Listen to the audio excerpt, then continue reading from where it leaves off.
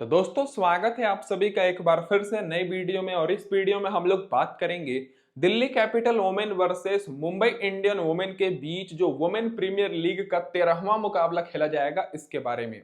तो दोस्तों दोनों टीम्स बहुत ही अच्छी फॉर्म में है और पॉइंट्स टेबल पर पहले और दूसरे नंबर पर है। तो इस मुकाबले में आप सभी को टीम बनाते समय बहुत ही कंफ्यूजन हो रही होगी कि कैप्टन और वाइस कैप्टन किसे करे, नैट स्कीबिया ब्रंट को करे या फिर मैथ्यूज को, और एम कैप को करे या फिर जेस जोनासन को जो कि पिछले मैच में पहले आ गई थी बैटिंग करने। तो सारा कंफ्यूजन मैं आप सभी का इस वीडियो में दूर करूंगा और खास करके बताऊंगा कौन से खिलाड़ी को आपको अपनी टीम में बिल्कुल भी नहीं लेकर चलना है। तो गौर करिएगा दोस्तों, ये जो मुकाबला है 28 फरवरी को खेला जाएगा, शाम में 7:30 बजे से स्टार्ट हो जाएगा। और ग्राउंड की बात करें तो चिन्ना स्वामी स्टेडियम बेंगलुरु में ही मैच होगा जहां पर मुकाबला हो रहा है दोस्तों। अब डायरेक्ट बात कर लेते हैं इस ग्राउंड की पिच रिपोर्ट के ऊपर।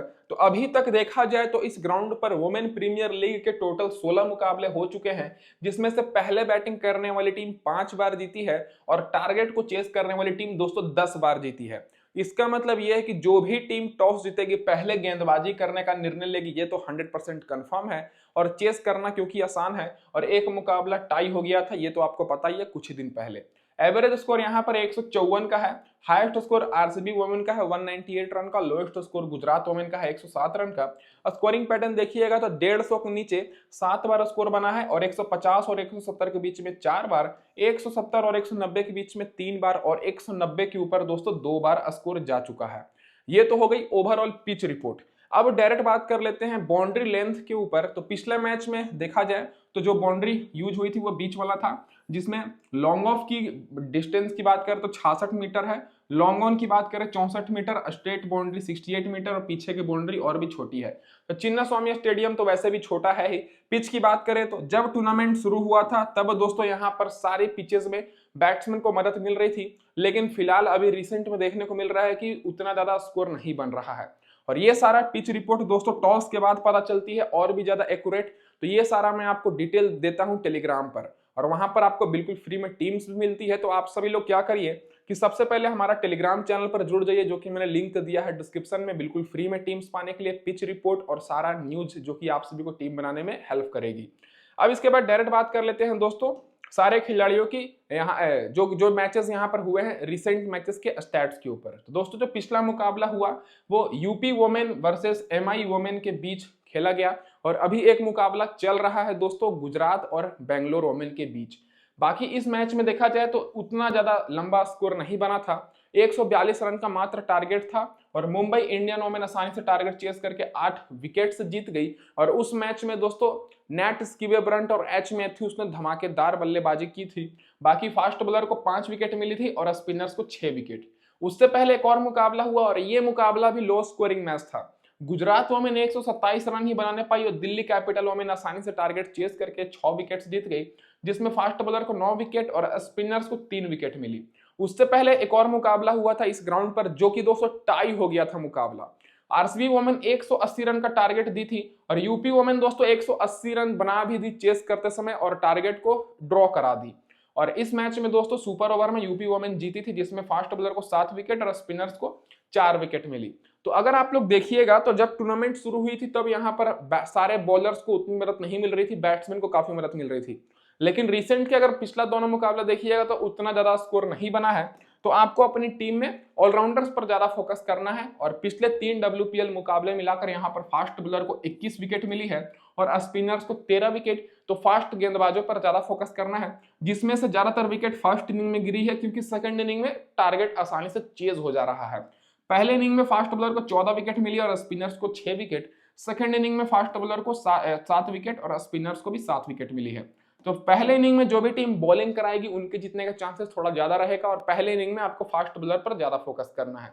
अब इसके बाद हेड टू हेड रिकॉर्ड और रिसेंट फॉर्म की बात करें तो दोनों टीम्स के बीच WPL के इतिहास में 6 मुकाबले हुए हैं, जिसमें से दिल्ली कैपिटल वुमेन 3 बार बाजी मारी है, मुंबई इंडियन वुमेन भी 3 बार। और इसी सीजन दोनों टीम्स के बीच एक मुकाबला हो चुका है और उस मुकाबले में दोस्तों दिल्ली कैपिटल वुमेन जीती थी, जो कि एक हफ्ते 2 हफ्ते पहले हुआ था।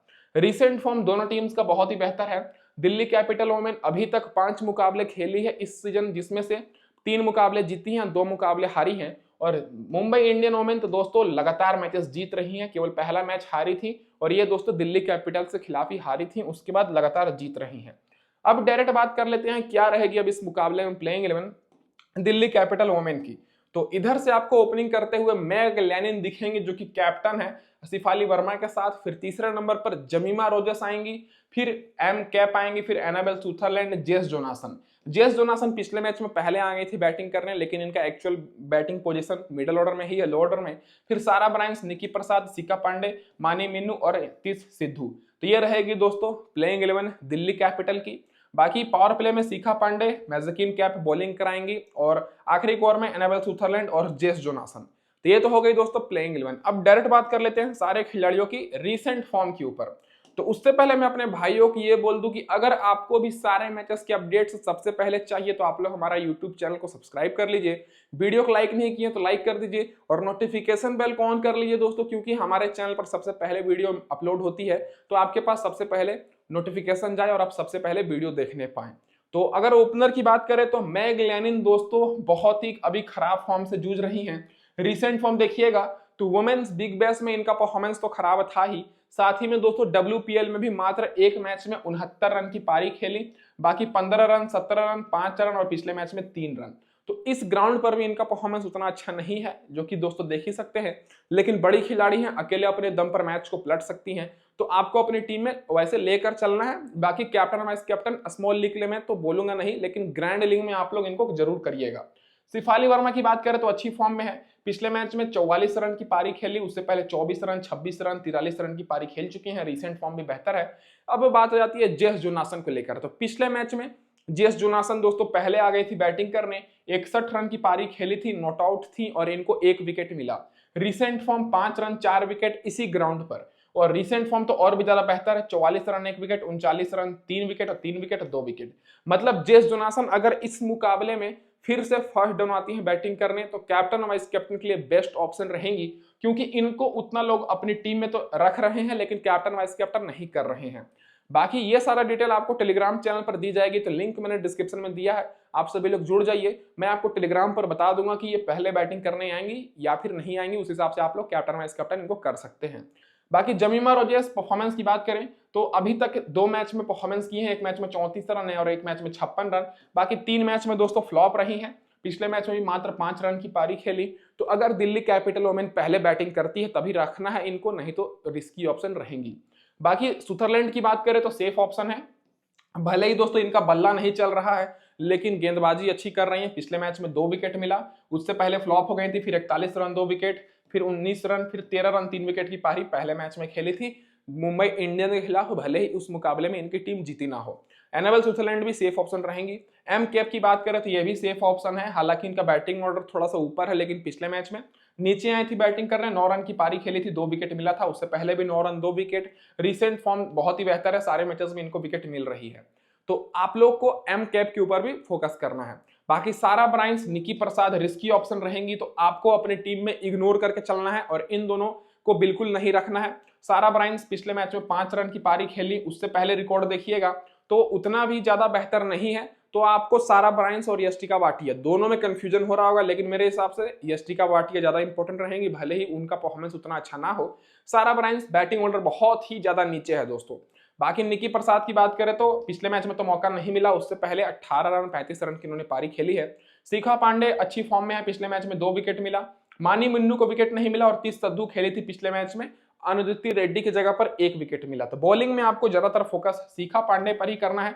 बाकी मानी मिन्नू, 30 सद्दू उतनी रिस्की, मतलब उतनी बेस्ट ऑप्शन नहीं रहेंगी और इनको उतना बॉलिंग करने का भी इन सभी को मौका नहीं दिया जाता है और ज्यादा बॉलर ये बॉलिंग करती भी नहीं है, ज्यादा ओवर बॉलिंग नहीं करती है। अब डायरेक्ट बात कर लेते हैं हेड टू हेड रिकॉर्ड और वेन्यू रिकॉर्ड के ऊपर। तो मैग लैनिन की बात करें तो मुंबई इंडियन वोमेन के खिलाफ 42 का एवरेज है, जो कि बहुत ही बेहतर है, लेकिन इस ग्राउंड पर 26 का है। सिफाली वर्मा का 20 का ही एवरेज है मुंबई इंडियन वोमेन के खिलाफ हेड टू हेड में और इस ग्राउंड पर 39 का है।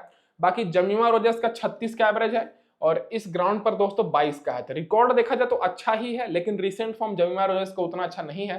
एम कैप की बात करें तो 11 का ही मात्र एवरेज है मुंबई इंडियन वोमेन के खिलाफ और 5 मैच में 5 विकेट मिली है, लेकिन इस ग्राउंड पर 5 मैच में 10 विकेट मिली है। तो एम कैप फिलहाल तो इस ग्राउंड पर अच्छा परफॉर्मेंस कर रही है।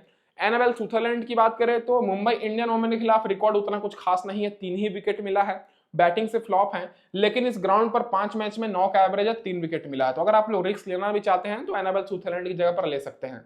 बाकी जेस जोनासन का रिकॉर्ड बेहतर है। मुंबई इंडियन वोमेन के खिलाफ 4 मैच में 6 विकेट मिला है और इस ग्राउंड पर 4 मैच में 56 का एवरेज है और 11 विकेट मिला है। तो जेस जोनासन इस मुकाबले में फिर से इंपॉर्टेंट हो सकती है कैप्टन वाइस कैप्टन के लिए, अगर पहले बैटिंग करने आती है। बाकी सारा ब्रायंस का 21 का एवरेज है। निकी प्रसाद एक ही मैच खेली है, 35 रन बनाई है मुंबई के खिलाफ, जो कि इनका पहला मैच था। बाकी इस ग्राउंड पर भी रिकॉर्ड उतना कुछ खास नहीं है। शिखा पांडे 6 मैच में 6 विकेट है मुंबई इंडियन के खिलाफ। बाकी मानी मिन्नू 1 विकेट और तीस सद्दू 1 विकेट, और ग्राउंड पर भी 6 मैच में 6 विकेट है शिखा पांडे और मानी मिन्नू, और दोस्तों तीस सद्दू का कुछ खास रिकॉर्ड नहीं है इस ग्राउंड पर।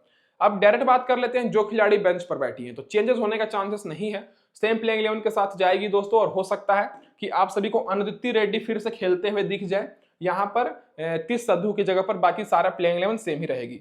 अब डायरेक्ट बात कर लेते हैं कि क्या रहेगी अब इस मुकाबले में मुंबई इंडियन की प्लेइंग 11, मुंबई इंडियन वोमेन की। तो इधर से आपको हमेशा की तरह एच मैथ्यूज के साथ यस्तिका भाटिया ओपनिंग करते दिखेंगी, और यस्तिका भाटिया इस मुकाबले में ट्रम्प ऑप्शन रहेंगे क्योंकि मैक्सिमम लोग सारा ब्रायंस को लेकर चलेंगे, लेकिन सारा ब्रायंस का बैटिंग ऑर्डर बहुत ही नीचे है, भले ही उतनी अच्छी फॉर्म में ना हो लेकिन आपको अपनी टीम में रखना है। बाकी नेट इसकी ब्रंट, हरमनप्रीत कौर, फिर अमेलिया केर, अमनजोत कौर, सजीव साजना, कामलानी, उसके बाद संस्कृति गुप्ता, सबनम इस्माइल, और यहाँ पर के कलिथा को पिछले मैच में खिलाया गया था। इधर से मैं आपको एक चीज इंपॉर्टेंट चीज आपको बता देता हूं कि आपको दोस्तों 4 ओवर एच मैथ्यूज बॉलिंग कराते दिखेंगी, नेट स्कीब्रा ब्रंट 4 ओवर बॉलिंग कराएंगी, फिर दोस्तों यहाँ पर सबनम इस्माइल 4 ओवर बॉलिंग कराएंगी और अमेलिया केर 4 ओवर बॉलिंग कराएंगी। बाकी का जो 4 ओवर बचेगा वो अमनजोत कौर कराएंगी और संस्कृति गुप्ता, फिर यहाँ पर के कलिथा। तो आप लोग समझ ही सकते हैं कि कौन से बॉलर को रखना है, कौन से खिलाड़ी को नहीं रखना है। तो अब पावर प्ले में आपको बॉलिंग कराते हुए एस इस्माइल दिखेंगे नेट स्कीबे ब्रंट के साथ और एच मैथ्यूज, और आखिरी ओवर में नेट स्कीबे ब्रंट और अमेलिया केर बॉलिंग कराएंगी। अब इसके बाद डायरेक्ट बात कर लेते हैं दोस्तों यहाँ पर सारे खिलाड़ियों के रिसेंट फॉर्म के ऊपर। तो मैं एक बार फिर से आप सभी को बोल दूं कि वीडियो को लाइक कर दीजिएगा दोस्तों, बस मेरे लिए इतना ही काफी है। 1000 अगर लाइक आप लोग पूरा कर देते हैं तो मुझे बहुत ही खुशी मिलेगी। मैं देखता हूं कि बहुत ही लोग देखते हैं लेकिन लाइक बहुत ही कम लोग करते हैं। अगर आप लोग लाइक करेंगे तो मेरी दुआ आप लोग के साथ बने रहेगी और आप लोग और भी ज्यादा विनिंग करेंगे।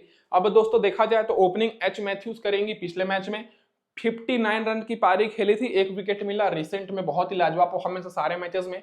यस्तिका भाटिया का परफॉर्मेंस अभी तक बहुत ही खराब रहा है, 5 मैच जो खेली हैं 5 मैच में बहुत ही खराब परफॉर्मेंस की है। 10 रन से ऊपर केवल 1 मैच में बनाई थी, बाकी सारे मैचेस में 10 रन से नीचे परफॉर्मेंस है। तो रिकॉर्ड देखा जाए तो बहुत ही खराब है, लेकिन इस मुकाबले में ट्रम्प ऑप्शन रहेंगी क्योंकि इस मैक्सिमम लोग इनको नहीं लेकर चल रहे हैं।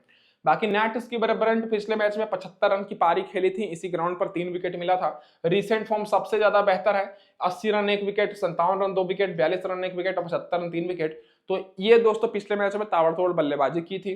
बाकी हरमनप्रीत कौर को ज्यादा मौका नहीं मिला, 4 रन की ही मात्र पारी खेली। रिसेंट फॉर्म बेहतर है, 50 रन, 42 रन और 54 रन। तो अगर आप लोग टॉप ऑर्डर से रखना चाहते हैं तो केवल एच मैथ्यूज को रखिएगा, नेट स्कीबर ब्रंट और हरमनप्रीत कौर और अमेलिया केर, ये चारों खिलाड़ी आपकी टीम में रहने चाहिए। अमेलिया केर को भी मैं इसलिए बोल रहा हूं क्योंकि ये भी 4 ओवर बॉलिंग कराएंगी पूरा, और पिछले मैच में तो बैटिंग नहीं मिला लेकिन बॉलिंग से 1 विकेट मिला और अच्छी फॉर्म में है। रिसेंट में 9 रन 2 विकेट, 15 रन 2 विकेट और 19 रन 2 विकेट की पारी खेल चुकी हैं।